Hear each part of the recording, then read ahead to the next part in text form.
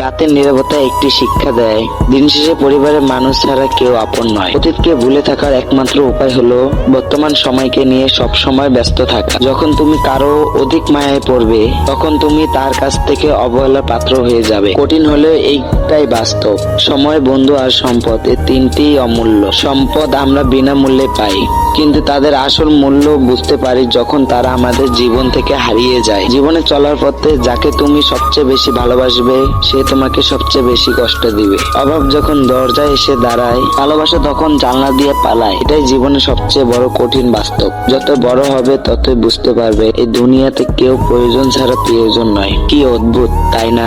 Care কম করলে তুমি তাকে হারিয়ে ফেলবে, আর কেয়ার বেশি করলে সে তোমাকে ব্যথা দিবে। সব দিক থেকে তোমারই ক্ষতি হবে। স্বল্প পরিচয়ে কাউকে সম্পূর্ণ বিশ্বাস করবেন না, তাতে আপনার ক্ষতি বেশি হবে।